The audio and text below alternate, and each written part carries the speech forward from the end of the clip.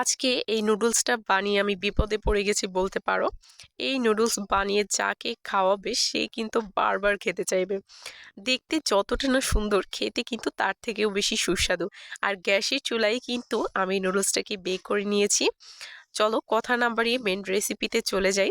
আর তার আগে আরও একটা কথা বলে রাখি, আজকের যে নুডলসটা আমি তৈরি করেছি এটা কিন্তু পুরাটাই আমার ঘরে তৈরি, মানে বোতল আর পাইপিং ব্যাগ দিয়ে যে নুডলসের রেসিপিটা আমি তোমাদের সাথে শেয়ার করেছিলাম সেভাবেই কিন্তু এই নুডলসটাও আমি প্রথমে বানিয়ে নিয়েছি। তোমরা চাইলে কিন্তু এখানে দোকানে কেনা নুডলসটাকে একটু সিদ্ধ করে নিতে পারো, যেহেতু আমি ঘরে তৈরি করেছি। আর এই নুডলসটাকে কিন্তু সিদ্ধ করার কোনো প্রয়োজন নেই। যাই হোক, এখানে কিন্তু প্যানে আমি সামান্য একটু তেলে প্রথমে পেঁয়াজ কুচিটাকে হালকা করে একটু ভেজে নিচ্ছি।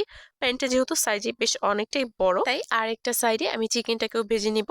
স্বাদ মতো লবণ, 1 চা চামচ গোলমরিচ গুঁড়ো আর 1 চা চামচ আদা রসুন বাটা দিয়ে খুব ভালোভাবে মাখিয়ে চিকেনটাকেও আমি দিয়ে দিয়েছি। আর পেঁয়াজের সাথে এটাকে নেড়ে চেড়ে খুব ভালোভাবে ভেজে নিচ্ছি। আর আজকে কিন্তু আমি চিকেনও দিয়েছি, আবার সবজিও দিয়েছি। তোমরা চাইলে কিন্তু যে কোনো একটা স্কিপ করতে পারো বা আরও কিছু এখানে অ্যাড করে দিতে পারো। তোমাদের পছন্দ মতো যে কোনো সবজি দিয়ে কিন্তু এই রেসিপিটা তোমরা করে ফেলতে পারো। আজকে আমি গাজর আর কপি দিয়েছি। আর চিকেনটা দেওয়ার কারণে কিন্তু খেতে বেশ ভালো লেগেছে। যাই হোক, এখানে গাজর আর কপিটাকে আমি খুব ভালোভাবে নেড়ে চেড়ে ভেজে নিব। আর এখানে কিন্তু আমি ঢাকনা দিয়ে ঢেকেও দিব। তার আগে আমি এখানে সামান্য একটু লবণ দিয়ে দিলাম। স্বাদ মতো লবণ দিয়ে দিতে হবে, লবণের পরিমাণটা যেন বেশি না হয়, কারণ কম হলে কিন্তু পরে অ্যাড করা যাবে, বেশি হলে কিন্তু খেতে ভালো লাগবে না। খুব ভালোভাবে নেড়েচেড়ে মিশিয়ে দিচ্ছি। আর গাজরটা যেহেতু সিদ্ধ হতে একটু সময় লাগে বা ভাজতেও একটু বেশি সময় লাগে, চাইলে কিন্তু ঢাকনা দিয়ে ঢেকে তারপর এটাকে রান্না করে নিতে পারো। আমি কিন্তু একটু ঢাকনা দিয়ে ঢেকে দিয়েছিলাম, এতে করে কিন্তু খুব তাড়াতাড়ি হয়ে গিয়েছে। আর তারপর সব শেষে আমি এখানে দিয়েছি কাঁচা লঙ্কা।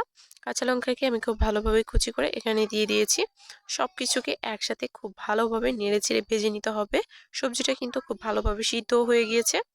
আর এইদিকে সবজিটা আমি নামিয়ে নিয়েছি। এখন আমি প্যানে দিয়ে দিব বাটার। বাটারটা গলে এলে এখানে আমি দিয়ে দিব রসুন কুচি। আর তারপর আমি এখানে দিয়ে দিব 1 চা চামচের মতো ময়দা। রসুনটাকে কিন্তু হালকা করে একটু ভেজে নিতে হবে। ময়দাটা দিয়ে খুব ভালোভাবে এটাকে ভেজে নিতে হবে।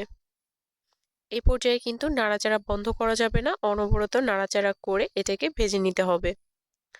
তারপর আমি এখানে দিয়ে দিব দুধ। এখানে আমি প্রায় হাফ কাপের মতো দুধ দিয়েছি। আর দুধটা দেওয়ার পরে কিন্তু সবকিছুকে একসাথে খুব ভালোভাবে মিশিয়ে নিতে হবে। আর তারপরে কিন্তু আমাদের হোয়াইট সসটা একদম রেডি হয়ে গেল। আর এখানে কিন্তু প্রথমে আমি সবজিগুলোকে দিয়ে দিলাম।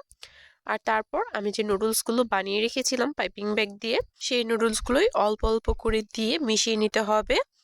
এখানে কিন্তু একবারে আমি সবগুলো দিয়ে দিব না, অল্প অল্প করে দিয়ে মিশিয়ে নিব। আর এখানে কিন্তু হোয়াইট সসটা আমি খুব বেশি তৈরি করিনি, যার কারণে কিন্তু একটু কম কমই লাগছে। যাই হোক, এখানে সবশেষে আমি দিয়ে দিব 1 প্যাকেট ম্যাগি মশলা।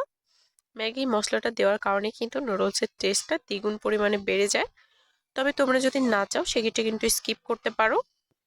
আর হ্যাঁ, এই মেশানোর সময় কিন্তু চুলার আঁচটা একদমই লোতে রাখতে হবে। খুবই আলতো হাতে নুডলসটাকে আমি মিশিয়ে নিয়েছি, যেহেতু এখানে সসটা বেশ অনেকটাই কম। খুব ভালোভাবে মিশিয়ে এটাকে আমি চুলা থেকে নামিয়ে নিয়েছি। আর এখানে একটা স্টিলের প্লেটের মধ্যে নামিয়ে নিচ্ছি। আর স্টিলের প্লেটের মধ্যে কিন্তু আমি সবগুলো দিয়ে দিব না, প্লেটটা যেহেতু বেশ অনেকটাই ছোট, আমি তোমাদেরকে অর্ধেকটা পরিমাণ করে দেখাচ্ছি। তোমরা চাইলে কিন্তু কয়েকটা, মানে 2-3টার করেও এভাবে বেক করে নিতে পারো। আমি আজকে এই যে প্লেটের মধ্যে বেশ অর্ধেকটার মতো তুলে নিয়েছি। এখন এর ওপরে আমি প্রথমেই দিয়ে দিব সস। এখানে আমি প্রথমে একটুখানি টমেটো সস দিয়ে দিয়েছি। আর তারপর এখানে আমি দিয়ে দিচ্ছি গ্রিল সস। আসলে সসগুলো কিন্তু অপশনাল, এই পর্যায়ে কিন্তু সসগুলো না দিলেও হবে। আমার হাতের কাছে যেহেতু ছিল আমি তাই এখানে দিয়ে দিচ্ছি। এখানে সসের পরিবর্তে কিন্তু মেয়োনিজও দেওয়া যাবে, বা তোমাদের হাতের কাছে যদি অন্য কোনো সস থাকে সেটাও কিন্তু অ্যাড করতে পারো, নিজেদের মতো করে বানিয়ে নিবে। যাই হোক, সব শেষে এটার যে মেন ইনগ্রিডিয়েন্ট সেটা এখন আমি দিয়ে দিচ্ছি। যারা চিজ লাভার তারা তো এটা খুবই পছন্দ করবে।